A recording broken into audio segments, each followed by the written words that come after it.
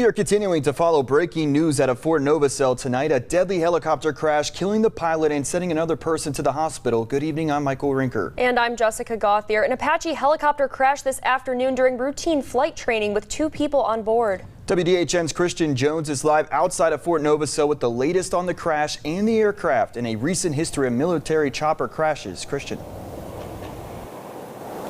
Yes, Michael, Jessica, we are right outside here at Fort Novosel with a pretty clear, eerie, and somber feeling here at this aviation base. Now, it is being said that flight training will continue tonight, but the fort is continuing to investigate this crash. Details are still coming in, but here's what we know so far. According to Fort Novosel officials, this helicopter crashed during routine flight training around 1:40 this afternoon. It was an AH-64 Apache like this one, and there were 2 crew members on board. The flight instructor died on the scene, and he was a contractor, but his name has not yet been released to the public. The other crew member was a U.S. Army student pilot who was airlifted by an Army medevac helicopter to the hospital, and that person is said to only have minor injuries. This afternoon, Fort Novosel's commanding general released a statement, Major General Claire A. Gill, saying their primary concern is the welfare and health of the student pilot and care and concern for the family of the deceased. And 2 years ago, another AH-64 helicopter from Fort Novosel crashed in Dale County. The helicopter crashed on Dale County Road 108, which intersects West County Road 36. Both people inside were injured and had to be airlifted to a local hospital. Luckily, both of them were later released from the hospital. The Apache has had its fair share of crashes, as this past May, 2 people were injured during a crash at the Fort Riley Army installation in Kansas. Just a few months earlier, there were 2 deadly crashes involving Apaches.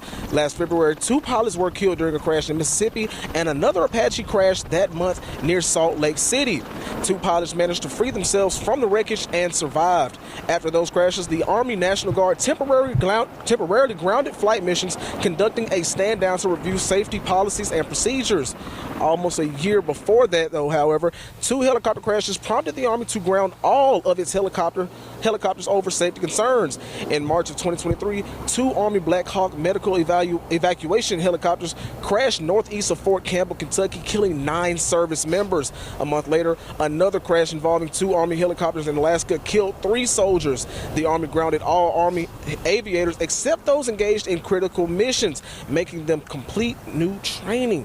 Since last October, the Army has seen 14 total crashes across all helicopters. Shortly after the crash, Congressman Barry Moore took to social media to express his condolences, writing, "Heather and I are heartbroken to hear about the helicopter crash at Fort Novosel today. We are praying for a swift recovery for the student pilot who is injured and comfort for the loved ones of the instructor who passed away." And Alabama Senator Katie Britt saying, "This is a heartbreaking loss for the Wiregrass and our entire state. Wesley and I are praying for those affected, especially for the instructor's family and for the student pilot's recovery. Our hearts go out to the entire community at Fort Novosel." The chopper involved, the Apache 64E, is considered to be the backbone of the Army's helicopters. The Apaches have a crew of 2 soldiers, a pilot, and a second flyer to handle weapons. The Apaches used in the Army dates back to 1984. More than 1,200 are in service today. Made by Boeing, the Apache was the main attack chopper flown in Iraq. And as I mentioned earlier, flight training is to be continued today, and a lot is still unknown, but we will bring you any and all updates online and on air as we receive more information. We're live in Fort Novosel. Christian Jones, WDHN News for the Wiregrass.